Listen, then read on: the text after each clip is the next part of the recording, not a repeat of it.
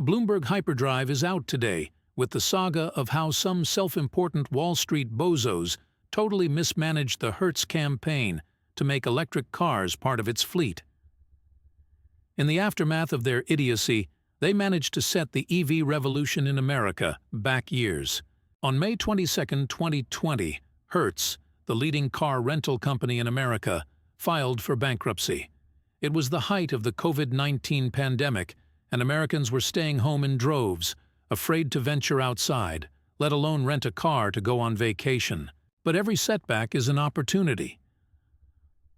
Tom Wagner, the co-founder of hedge fund Knighthead Capital Management, and Greg O'Hara, the founder of private equity firm Certarus Management, decided the time was right to buy Hertz. Neither had any experience in the rental car industry, writes David Welch of Bloomberg Hyperdrive. But to the self-styled disruptors of an archaic business, that was a virtue. Their financial analytics clearly showed the future of rental cars was in electric vehicles. The company then announced an unprecedented order for 100,000 Teslas. It planned to build out a national and eventually global charging network at its thousands of locations. Wagner was also a skiing buddy with Tom Brady and persuaded Brady to be the face of the newly reinvigorated car rental company.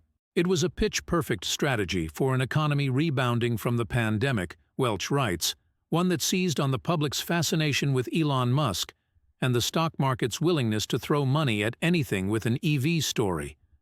The November IPO valued Hertz at $15.3 billion, more than double the $5.9 billion Wagner and O'Hara paid to buy it out of bankruptcy.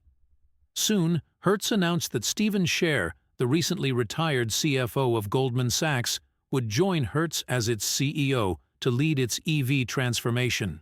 By early this year, it was clear the massive bet on EVs was a catastrophe.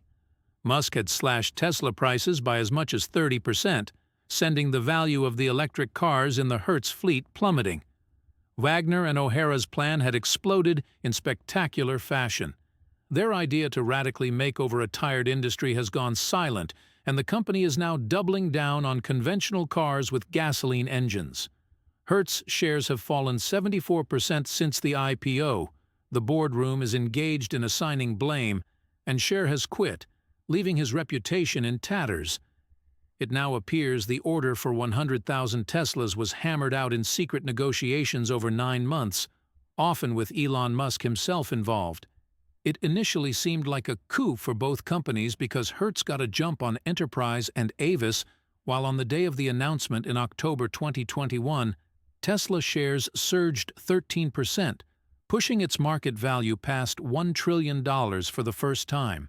Internally, some longtime Hertz managers who had experienced the ups and downs of used car prices over the years warned against making such a huge wager on Tesla.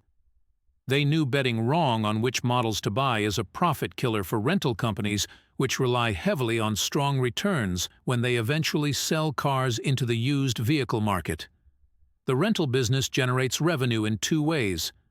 First, of course, there is income from renting the cars themselves. But second is selling them to private buyers at a profit after all that lovely depreciation has been accounted for. That's when the difference between theory and reality hit home. Everything that looked so good on paper didn't look so good in the real world of business. 80% of EV charging takes place overnight at home, but business travelers and vacationers don't want the hassle of managing the charging piece of the puzzle. Early in 2023, another warning light flashed. Delays due to repairs were increasing across Hertz's entire fleet, as were collision costs. Initially, neither Scher nor anyone else could explain why.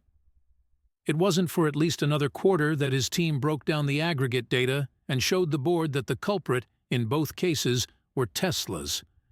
With electric motors and drivetrains, Tesla automobiles were indeed cheaper to maintain. The problem was how often they crashed. People who had never driven a Tesla were surprised by the instantaneous acceleration and regenerative braking. As a result, they were constantly running into obstacles or getting rear-ended, sometimes even before they left the rental lot. The Tesla cars in the Hertz fleet got into accidents 4 times more often than the company's other vehicles. When Hertz was able to get its Teslas fixed, the repairs were expensive. An autopilot radar assembly can cost $2,500 to replace and as much as $3,000 to calibrate. Many Teslas had to be junked altogether because a crash could result in a permanent misalignment of the body panels, or because the risk of battery damage made them uninsurable. That, combined with the higher rate of accidents than on Hertz's other vehicles, led to a spike in repair bills. In 2023, Hertz reported the cost of operating its vehicles was $5.5 billion, up 13% from the previous year and 39% from 2021. Then came the Tesla price war initiated by Elon Musk at the start of 2023. Suddenly, there were discounts on every car in the lineup. Model Y prices dropped 20%. "I'm obviously a happier and a better buyer at a lower price point than not," Cher said on an April 2023 conference call. But what initially seemed like a boon exploded like a bomb. By October 2023, Tesla had slashed prices several more times. Musk's price cuts forced Hertz to revalue its Teslas and played a major role in a tripling of Hertz's depreciation costs to $2 billion last year. In the boardroom, Cher had come to see the Teslas as a bad trade and wanted to dump them quickly. Wagner, who champions EVs almost as loudly as Musk, disagreed. For 2 months, the sides debated until Wagner finally conceded that getting rid of the Teslas was the only option. In December, Hertz reversed course on electrification and began unloading 20,000 EVs, many on its own used car website. On January 8, 2024, Cher walked away, saying he hadn't signed up to preside over such chaos. This is a story about a group of supposedly smart people being devoid of any shred of common sense, and further proof that being rich does not mean someone is smart. If Wagner and O'Hara both went bankrupt, no one would care, but their greed and utter disregard for consequences have set the EV revolution in America back years. The news has been filled with stories about how electric cars are much less reliable than conventional cars, but that is a gross distortion of the Hertz experience. The upshot is that the Hertz experience has no bearing on what owning an electric car is like. If there is a slowdown in demand for electric cars in America, it is largely thanks to the ignorance of Tom Wagner and Greg O'Hara.